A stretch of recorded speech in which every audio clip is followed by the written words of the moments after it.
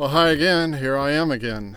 And I'm here nearly in the dark, nearly in the park, nearly in Hampyeong, but definitely in South Korea. And I would like to read to you the first chapter of my first fantasy book. It's called The Ruler of Woodbee Island. It's in the Woodbee Island Tales series. And I'm going to read the first two chapters because Amazon, on the site for my book, where they sell my book, they have the first two chapters available to read free for the ebook, 1.5 chapters free for the paperback, same site, different sections. And I thought, well, hey, since they're giving my first two chapters out for free for people to read, why not me freely reading the first two chapters? So, I'm planning to read just the first chapter for now. Next time, we'll read the second chapter.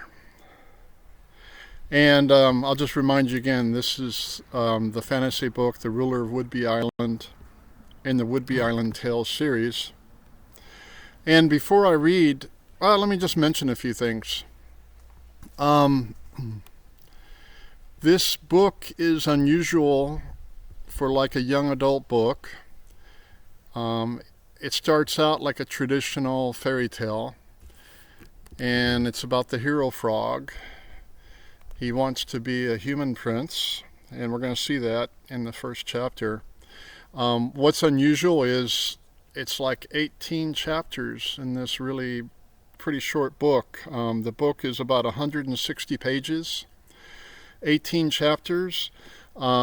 My sister Cindy, she drew the wonderful drawings. They're really fun drawings, one for each of the chapters, and also she did the cover, front cover and back cover for the book. I really appreciate that, and I can't show that to you, but you could see that later if you get the book. But before I read the first chapter, I'd just like to read the table of contents, give you an idea of what's in the book. All right, so let me give this a try. Chapter 1 is called A Frog Who Would Be Prince. 2, A Would-Be Prince Visits Miss Sallyminder. 3, Frogly's First Journey. 4, Popping Pollywog Bubbles. 5, Frogly's Second Journey. Now, there's going to be a twist here. 6, A King Who Would Be a Frog. Professional Help for a King. 8, A Would-Be Frog Visits Miss Sallyminder. 9, The Prophecy Unfolds. Now this is halfway through the book and there's some big twists going on in here. Some surprises, I believe. 10, The Battle Plans. 11, The Beastly Report. 12, Last Day Preparations. 13, Words, Peccaries, Crows. That's obvious, right? 14, The Red Mountain. 15, Many Rocks and Much Thanks. 16, A Shipwreck Over Coffee, of course. 17, A Would-Be Rabbit Visits Miss Sallyminder. And 18, A Woodbee Island Tale Ends. And like I said, it starts out like a traditional fairy tale, but it has twists and turns. It becomes really more like age 11 plus. I think it could be good for young adults and beyond. The drawing for chapter 1 is this frog. He's got a hat with a feather, he's got his shorts, and he is the most unhappy frog I've ever seen. And I've never seen a frog with emotions, but this frog is very unhappy. And I'm going to go ahead and start reading now. It's a very short chapter, might be about 4 pages. And so, let me begin. The title is A Frog Who Would Be Prince. In our short tale, there was a poor little frog.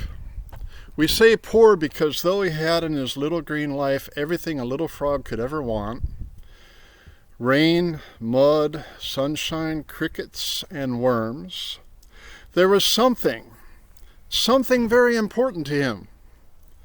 that he wanted more than even frog life itself, it seemed. He wanted to become a human prince. This little frog was somewhat handsome, having the beloved pop-out eyes and that healthy green frog look. By the way, this poor little green frog was known as Frogly to most every frog and pollywog of the pond. And like every little pollywog and every other green frog of the pond, Frogly had heard the famous frog story hundreds of times. Sir Frogist becomes human prince. And as every frog knew, their favorite frog story went something like this.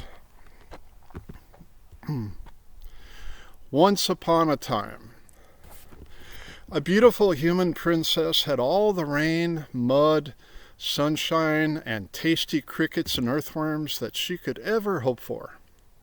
But she had very many courtiers who wanted her hand in marriage, and she had to choose one to be her husband by the new moon or the first rain, whichever came first. However, she didn't like any of them, much less love any of them, understandable, since none of them had that green frog look. She wept and wept at the cool, refreshing pond. Frogs like ponds very much. Hoping to get away from her troubles and her unfrog-like quarters. Suddenly, she got the most amazing idea. She had heard the tale so many times before, the princess who finds her handsome prince in a frog. She wondered if it could possibly happen to her. She saw a somewhat handsome frog nearby, who happened to be our very own Sir Frogist. And before anyone could say cricket stew or worm soup, everyone was getting very hungry by now, she leaned over and gave the surprised little frog a gentle kiss on his cheek. Please don't try that at home. And lo and behold, he became that handsome prince of her dreams. So they got married, lived in a very big castle near the best frog ponds, had lots of rain, mud, sunshine, and the best of crickets and worms, and of course, lived happily ever after. The end. As we can see in this frog short story, frogs know very little of how humans, let alone human princesses, live and what they eat. And we can also see why our friend Frogly was so unhappy.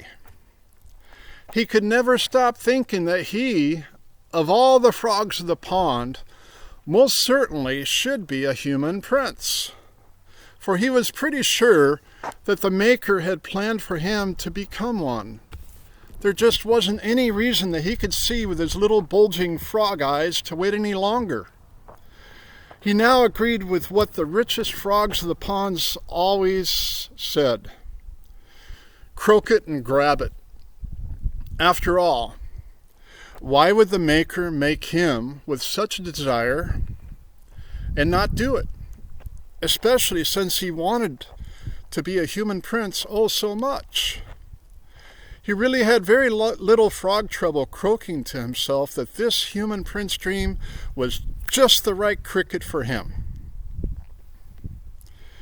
Well, that's our first chapter, and as you can see, it's short. They're short chapters. I hope you have fun with them. I have fun with them. I had fun writing them. I have fun reading them. Next time we will be looking at chapter 2. And let me remind you about chapter 2 here. Chapter 2 is called A Would-Be Prince Visits Miss Sally Minder. Okay, so we'll be looking at that next time. And until then, you can think about what chapter 2 may be about. I sound like a teacher, don't I? Okay, so I was a teacher for more than 30 years. All right, so that's it for today. And everybody have a great day, and I will talk to you later.